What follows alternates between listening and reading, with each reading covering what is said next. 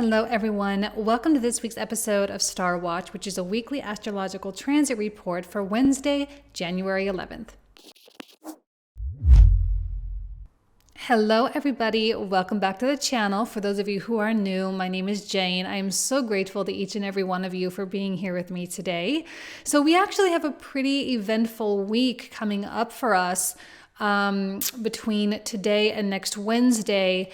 First and foremost, let's talk about the planets that are stationing direct. We have both Mars and Mercury stationing direct this week. Now, Mars officially stations direct tomorrow, and Mercury stations direct next Wednesday. So we'll talk more about this next week. But right now, Mercury is definitely slowing down, and chances are you're probably feeling the effects of both. Based on feedback on my TikTok account, because I talked about this a little bit in just a short snippet there, a lot of people commented, they were like, oh my gosh, I can't believe how true this is. When I was talking about your mind knowing that you have to do something, right? Or even just you know what needs to be done, but it's very hard to get your physical body to really do that right now.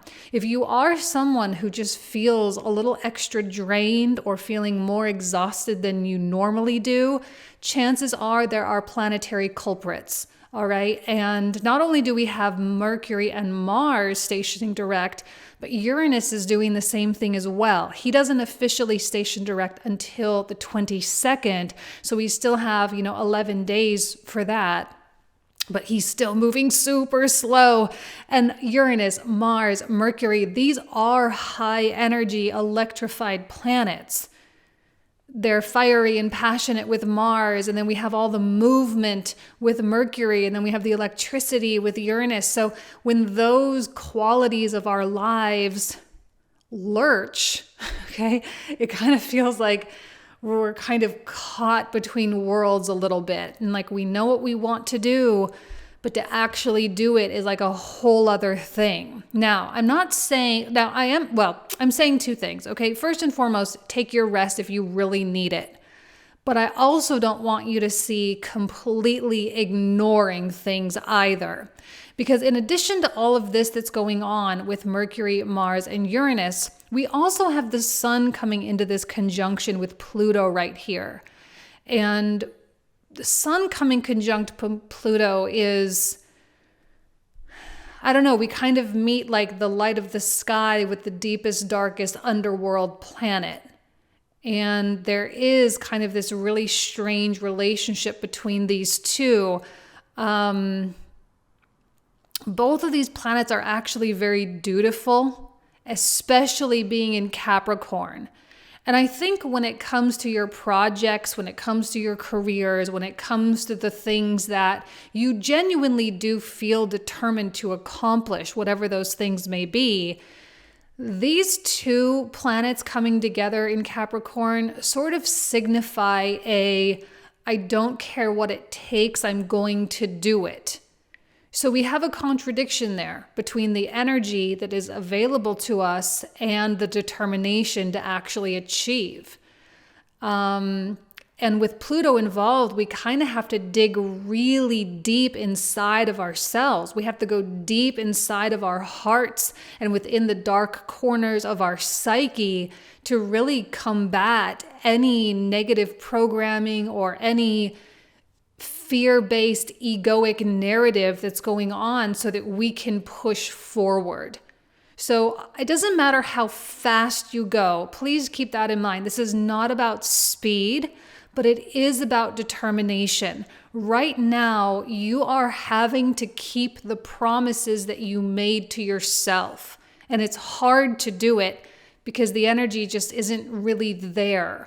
Now, you may be more naturally a higher energy person, okay? Like, for example, whenever Mars comes into a conjunction with Uranus, for me especially, like, I feel so good. Like, I feel unstoppable. And I've actually known a couple people in my life. I dated a guy who had a Mars conjunct Uranus, and he was like, go, go, go, go, go all the time, no matter what was going on. So if you are a little bit more of a high energy person, just naturally, it's not to say that you won't have energy, because you probably will to some extent. It just means that you are still going to have to push though. Just because you're a high energy person doesn't mean you don't still have stuff going on up here, or doesn't mean you don't have behaviors that you're needing to overcome in order to get you to where you need to be. There are always new degrees of self that are left to be explored. And Sun conjunct Pluto absolutely wants to explore them. But this is in Capricorn for the sake of achievement. This is not just for our own pat on the back. This is like, I actually really want to do this, not only for myself, but because it actually is a positive contribution into the world, right? It contributes something positive to society, to humanity. Capricorn is a very collectively oriented sign. It's not, a lot of times in trendy astrology, we talk about how, we just want to climb to the top and make that money and, go be, top of the food chain or whatever. But that's maybe a part of it. I guess, but really it's about being your absolute best self and using all the knowledge and wisdom that you've acquired over the course of your life for the sake of doing something good to help lift everybody else up. Because the sign right after is Aquarius, which is about humanity. And humanity cannot be unified unless we do our part to pull people up. So likely whatever it is that you are hoping to achieve is an incredibly courageous act of love on your part, even though it may not appear that way or seem that way or even feel that way. It is an incredible act of love, and it's probably also requiring a great deal of courage. And with Mercury being in retrograde in Capricorn, I've said it time and time again, this is a very honest transit, where we genuinely have to confront the actuality of something, right? The actuality of our personality, or the actuality of our roadblocks, or of our mental blocks, or of our repeated behavior that doesn't serve us, right? There's nothing that's hidden from us right now. It's all very in our face. And if we know that we need to go here, or we know we need to take that step, or we know we need to have that conversation, this is where that Pluto-Sun conjunction determination really comes and says, okay, we can't put this off. It doesn't have to happen immediately. I don't know that a sense of urgency is a really great way to go about doing things right now. I think that's going to actually probably, encourage more procrastination. Like the more urgency you feel, it's going to conflict a little bit and kind of feed the fear. So it's not about urgency so much as it is about just doing it. That's, you just have to just do it. You have to take that step. The thing is that I know that you want to.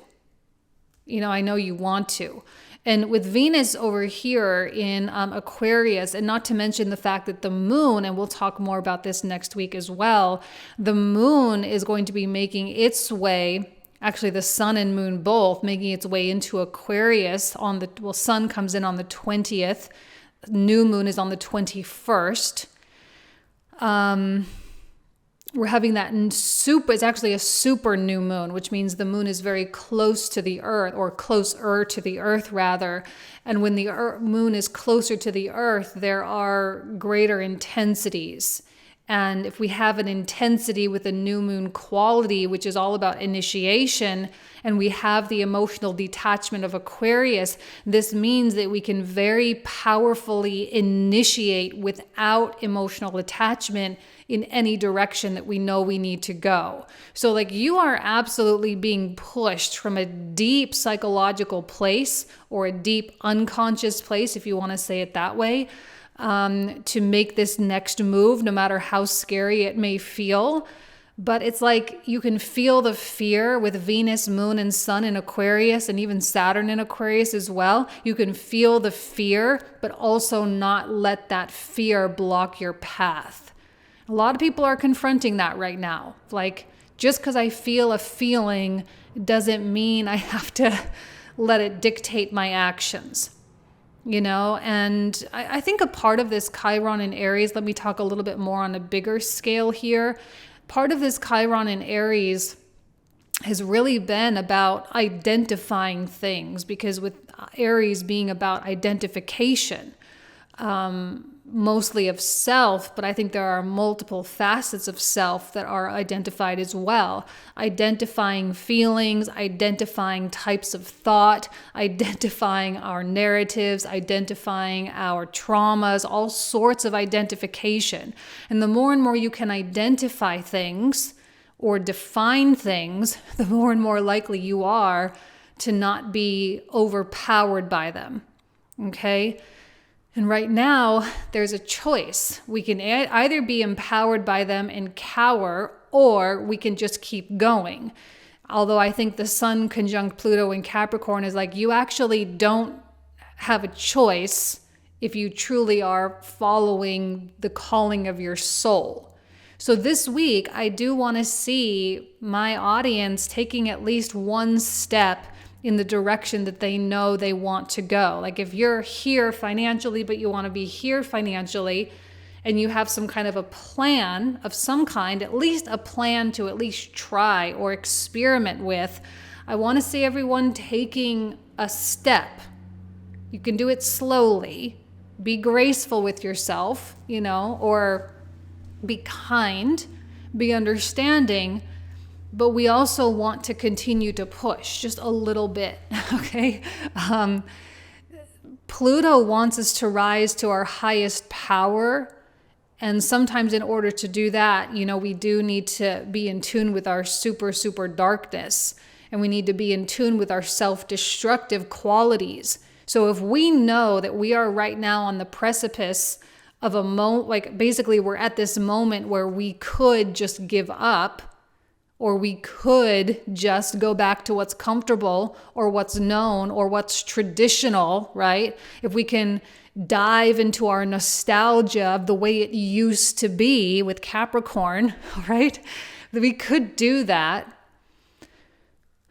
And there's a tendency maybe to do that for some of you. But right now, as the Sun approaches Aquarius, we've got the moon coming into Aquarius, we have Venus and Saturn in here as well. It's like that balance between letting go of the old so that we make space for the new. I think most people are ready for the new. Like we can feel it literally in our bones that the astrological environment is changing, that the world is changing. This is all dictated by Pluto. So if you watched my bigger video that I did, it was like an hour and a half or hour and 20 minutes long about Pluto and Saturn specifically between 2023 and 2026. You know that Pluto is going back and forth twice between Capricorn and Aquarius. There's a whole bunch of like back and forth going on there. So we're going to feel that tendency of being, in that more Capricorn environment versus the more Aquarian environment. But it's giving us really like 2 years to ease into it. And with the Sun coming here for the last time in this, I know that the Sun will connect with Pluto in the next couple of years in Capricorn here, but really like for this last stretch in Capricorn, this is the last contact with the Sun. So the Sun is illuminating all these loose ends that need to be tied up so that we can aggressively but also comfortably move into the new chapter of our lives. And so our decisions right now really do matter. And I told you as well throughout the January tarot readings that I posted at December 31st, I think I posted them. This is a month of things turning around, and if we want it, it's a month of things turning around. It's a month of things that weren't going well to suddenly start going well. It's a month of no progress moving into progress. And especially as we move through February, where all the planets are moving direct, we're going to be able to get a lot of things done during that time. But choices this week matter. Okay, I wanted to give you bigger context so you understand. Like sometimes we hit these moments astrologically where our choices matter more than they normally do, or our actions matter more. And I've also been talking about how our actions really are the vehicles through which we are truly healing. Because it's one thing if we just say it all the time, or we talk about, oh, how much we've healed or whatever the case is, but we don't actually apply that knowledge of healing ourselves and apply our new healed self in the world somehow. It's not a fully complete healing cycle. There has to be physical action. We have to tie our physical body into it somehow. And by doing action, taking action in new kinds of ways, this is how we show ourselves that the past no longer has a hold on us. And I think that's really exciting for many, many, many people who are tired of feeling like they have some degree of control over stuff, but then also not really having control over anything at all. Okay? It's a good week, but take some action. Keep going, keep powering through. It's a time for you to prove to yourself how capable you truly are. Okay? All right, you guys. I love you. Have a great week, and I'll talk to you soon. Take care.